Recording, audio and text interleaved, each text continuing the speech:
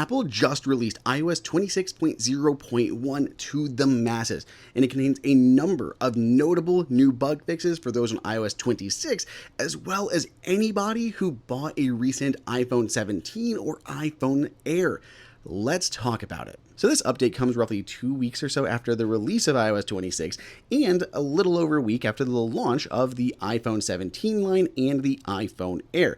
This update, though, is much needed and addresses a lot of the big concerns that I've been seeing on social media from people with both iOS 26 and those with the new devices. So what is new and what can you expect? So first up, on my iPhone 17 Pro Max, this was almost a gig in size, just a little lower than that, and I was on, of course, the release of iOS 26. Depending on the phone you have, your update size may vary. The most prominent fix here is one for Wi-Fi and Bluetooth on the new phone models. People have been experiencing connectivity issues, problems with CarPlay dropping and disconnecting, Wi-Fi and even cellular having issues. So it could have been some sort of issue with Apple's new modem that they are putting there, like their N1 chip that they put in there.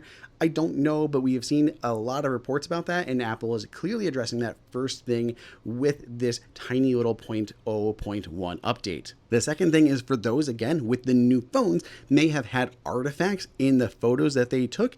That is also being fixed. So if you notice little weird things in the photos you took with the new phones, that is being fixed with the 0.0.1 update. Two other things that Apple's taking care of here. One, when you were applying a tint to your app icons, they could just go blank. They would just go blank. So that's solved. And somehow VoiceOver was being disabled for certain users after updating to iOS 26. So you had VoiceOver on, updated iOS 26, and then it was turned off for you. You had to go in and turn it back on again.